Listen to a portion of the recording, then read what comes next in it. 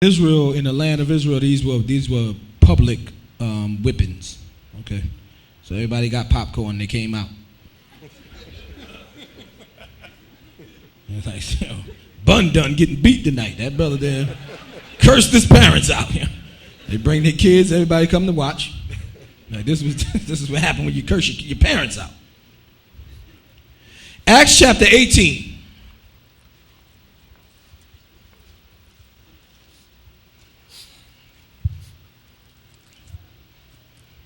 Verse 12. Acts chapter 18, verse 12. Read it. And when Gallio was deputy of Achaia, the Jews made insurrection with one accord against Paul and brought him to the judgment seat. Read on. Saying, this fellow persuaded men to worship God contrary to the law. Read on. And when Paul was now about to open his mouth, Gallio said unto the Jews, if it were a matter of wrong or wicked lewdness, O ye Jews, reason would that I should bear with you. Wrong or wicked lewdness according to the law of the land is what he was saying. He was letting them know you got your own land. If you're talking about, you got your own law. If you're talking about blasphemy against your doctrine, then I'm not dealing with that, okay? But if you're talking about some wrong that was done according to the law of the land or some kind of lewdness that broke the law of the land, I will judge that, is what Galileo said. Read on. But if it be a question of words and names and of your law, look ye to it, and I will be no judge of such matters. Read on. And he drave them from the judgment seat. Read on. Then all the Greeks took Sosthenes, the chief ruler of the synagogue, and beat him before the judgment seat. And Gallio cared for none of those things. Yeah, because they were going according to the law that we had within our doctrine, that if you do something worthy of stripes, that's what it says, worthy of stripes. You were wicked when you read Deuteronomy chapter 25. You did something wicked, and it was worthy of stripes, but it wasn't all that bad, then you got beat, okay? Go back to Deuteronomy chapter 25. Also, could come get me where Paul got punched in the mouth.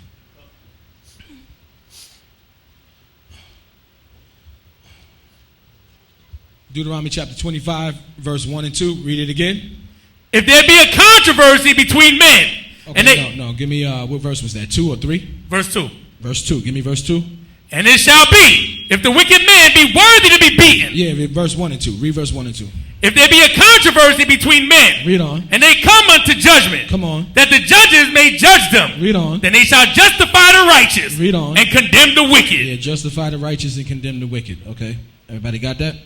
The righteous is going to be justified. They're going to be told that they did everything right. They didn't do nothing wrong. The wicked is going to be condemned, and it's going to be told you shouldn't have did that. That was wicked. That broke God's law. You the one that's in the wrong. Read on. And it shall be, if the wicked man be worthy to be beaten. Now, if it did something to the level where you deserve some stripes, then that person was supposed to, that would be that person's punishment. Do everybody understand that? He would get those stripes. Read on. That the judge shall cause him to lie down. Go ahead. And to be beaten before his face. Okay, read verse 2 again. And it shall be. Read on. If the wicked man. What? The wicked man. If the wicked man. Do everybody understand that? So he did wrong. He transgressed the law. He broke the commandment. And now the judges have to determine whether that was something that needs some stripes.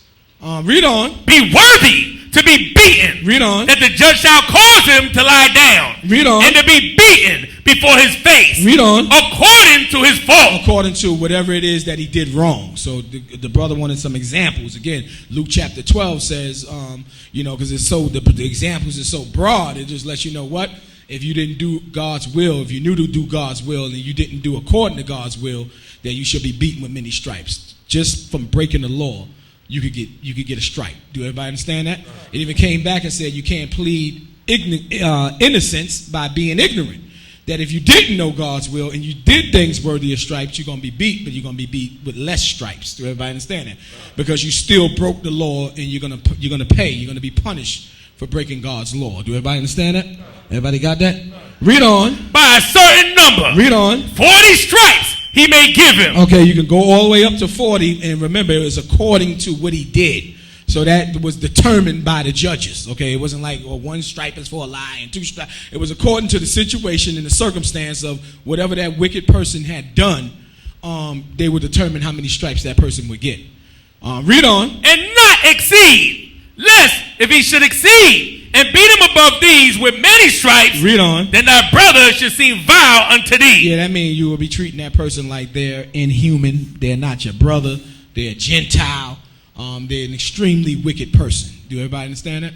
Everybody got that? So the Lord made sure that in the punishment for sins, that there was still mercy there, and there was control.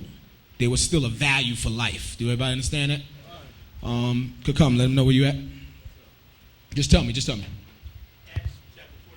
23. Acts 23. Let's go to Acts chapter 23.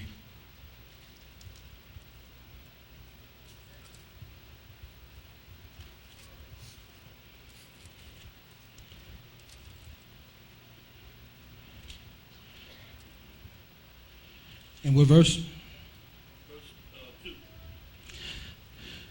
All right, so Acts chapter 23, verse 1. Read it. And Paul, earnestly beholding the council, said, Men and brethren, I have lived in all good conscience before God unto this day. I haven't done anything wrong. I was making sure that I kept the law of God. I was making sure I did everything that I was supposed to be doing. I stayed under myself. Read on. And the high priest, Ananias, commanded them that stood by him to smite him on the mouth. Okay, so the high priest commanded that he get punched in the mouth for that statement. Okay, the high priest obviously thought that he lied. Do everybody understand that? Everybody got that? Like, what you mean you've been upright and good all your life up to this day? Punch that brother in his mouth. I teach you to lie to me in this council. Everybody understand that? A lot of y'all looking nervous. This is not an effect. This is not, this is you ain't gonna come to council and receive this. This is the Lord, He don't want us to be strikers. Okay, you got to control yourself. Everybody understand that? Even though it's hard sometimes, it's hard. But you got to control yourself. But back then, okay, if you did anything that they thought that you broke God's law, you paid for it. You paid for it. Okay, that was part of the wisdom of Solomon. Look at hold that and get the book of Proverbs chapter 18. And look what the Lord say here. The scriptures tell us that life and death is in the power of the tongue. Words can get you in a whole lot of trouble. Bad manners, corrupting your communication.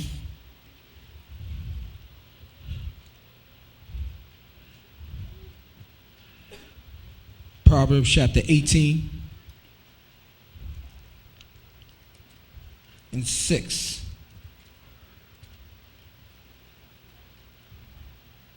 Proverbs chapter 18 and 6. Read that, please. A fool's lips enter into contention. Yeah, a fool with somebody that don't know what they talking about, always trying to say something, end up arguing all the time with everybody, okay? Always in some kind of strife, saying things that they don't know what they're saying, and saying things that's inappropriate, and saying things that's just stupid and wicked. Read on. And his mouth calleth for strokes. Okay, see them that stroking? Everybody got that? The Lord believe in that, okay? That's even in the afterlife, okay? That's even in the afterlife. You got a mouth in the afterlife and you get punched in it the minute you go to hell. I'm letting you know that right now. The Lord created a spirit. He's called that spirit the destroyer. And he said that spirit is created for vengeance, okay? So as soon as that you see that destroyer, you get punched right in the mouth, okay? Everybody understand that? Okay, and that's in your spiritual body, okay? And it hurts, okay? And teeth leave the spiritual body and all that, okay? I don't know why y'all looking at me strange. What you think happened when you get punched in the mouth, okay? Sometimes the teeth get loose. Okay? Y'all don't, some people need to get punched in the mouth. That's what's happening. That's what's wrong with this generation, okay? Yeah. All this talking on social media, ain't nobody getting punched in the mouth. Nobody got to go get dinner work. That's what happens when that's the internet, the prince of the air, the devil. Everybody just used to talking negative and bullying people, without getting the punches.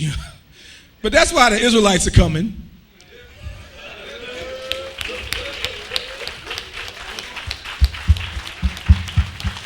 Or the way that most people know it is when the saints come marching in. It's letting you know it's going to be some changes. Okay? When the saints come marching in, things is going to change drastically. Everybody understand that? Everybody got that? All right, so let's go back to Acts chapter 23.